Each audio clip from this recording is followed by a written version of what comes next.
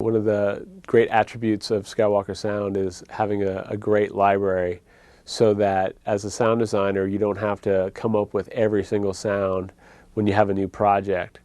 So basically here at Skywalker we have a whole library of sounds that anybody working on a project has access to. We have a full database that reflects everything that's constantly being updated with other shows that have already finished. And it's searchable with keyword searches by the show, by the designer, lots of different ways that you can search and find the sounds that are on a server that can be then downloaded to your personal machine and then edited. So that's a huge resource to have, because we have so many great sounds available to us at any time, especially when you're in a situation when you're at the actual final mix and maybe something's not working out that great, or the director has a new concept and he wants to try it. We have, 80,000 sounds available to us that are searchable quite quickly and easily to get and downloadable at any second. So it's very powerful to have that. So I'm going to access the database here at Skywalker Sound. These are all our various servers. Some are specific shows and some are the effects libraries. And the program we use right now is called Panorama. And that allows us to access the whole database. So as a keyword search, let's say I put in truck. It searches and it comes back and it says that there's 2,526 out of 71,956. So there's a lot of different things. One of the big things that we established early on was the categories. And I think we have probably somewhere around 70 different categories. And you can show this in you can sort by source, category, effects name, description, or notes. You can use this to create a new spotting list and spotting note for a specific project. And then just to play it, you just double click on the sound and it plays back an air brake hiss from a truck. So let's say I wanted to go by category. I'd go into our category tree and go down, since I know it's vehicles, there's vehicles, mechanical, military, miscellaneous, tires, vehicles, trucks. So then that might narrow my search a little bit. That brings me down to 1610. And then you can search within this category tree.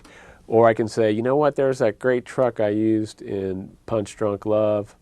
Let's go and do it by show. Click on this and I have all these various shows that we've worked on here at Skywalker.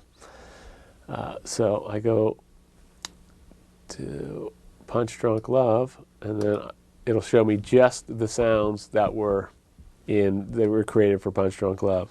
So I can, by going down, looking at my category tree, I see that there's vehicles, trucks, distant one by, I can play that.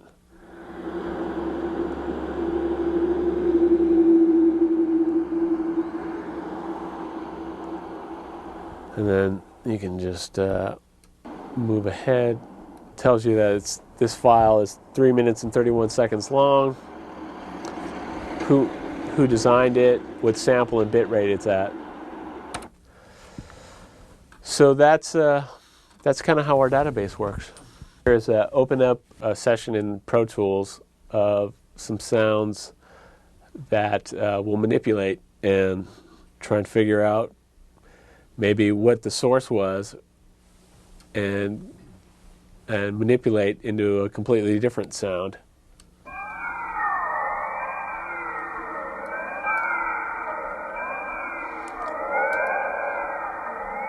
So that sounds kind of like a weird sci-fi loop. Now if I take off all the processing on it and then listen to it, it's a completely different sound.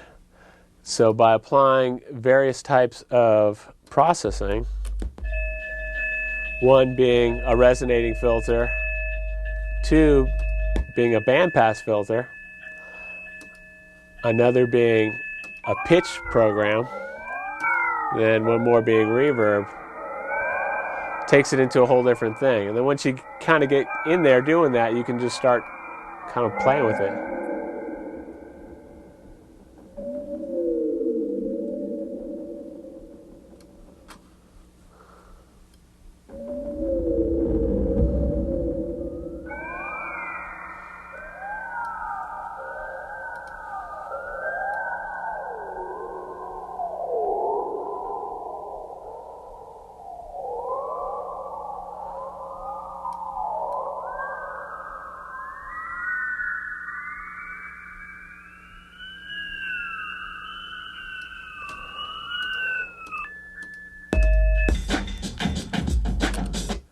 So you can see that you can change things pretty dramatically.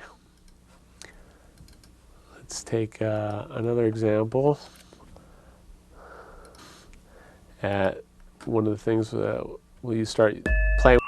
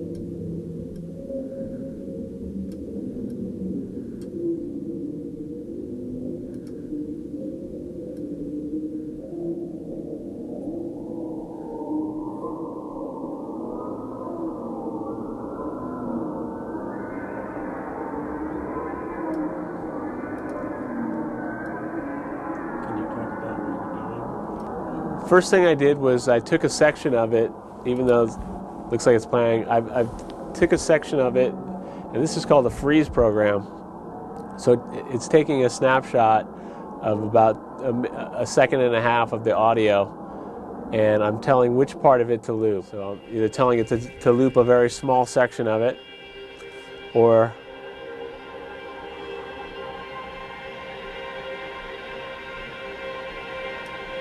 and then you can start playing with the pitch, bring it higher, bring it lower. Change the number of loops that's happening, 2 being the lowest.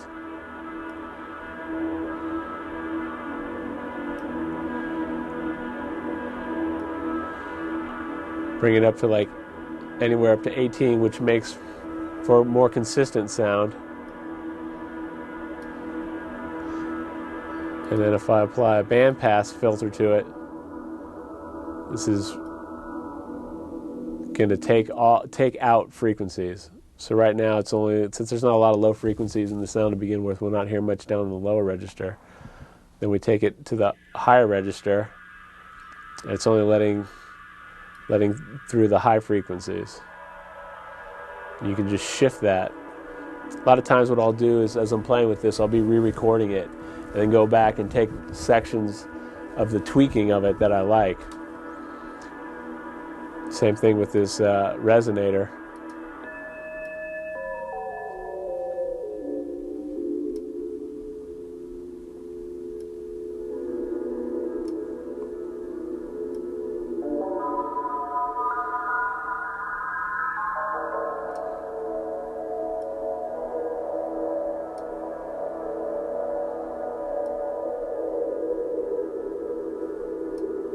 I can mix the amount of the effect in with it.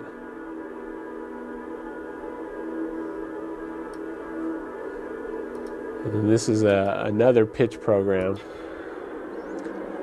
that also has has modulation.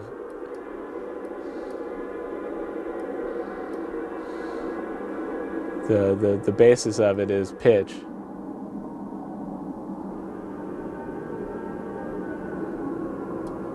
This again, you can change the amount of direct signal and mixed signal.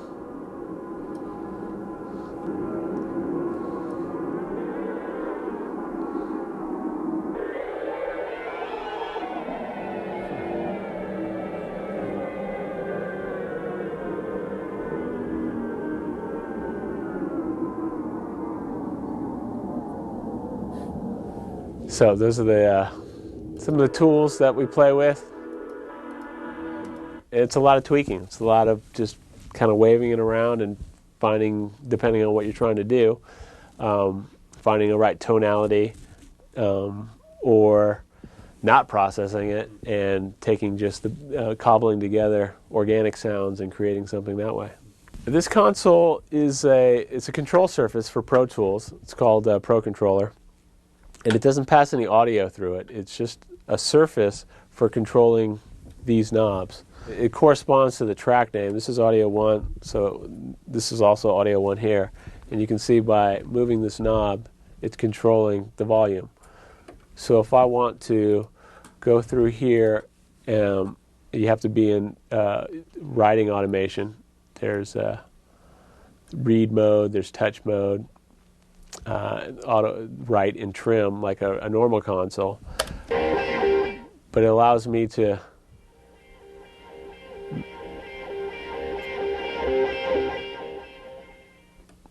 control the volume. Then I can go back and look at it graphically, what I just did, and then further tweak that to how I want the volume to be. So I can undo it, I can redo it, or I can go in and adjust each one of these nodes, they're called, by grabbing it and dipping it and adding more and doing just about anything to it to give you really an incredible amount of accuracy. Especially when you're working to picture, you can find the exact frame where something happens and then have one of these nodes and then affect it as you need it.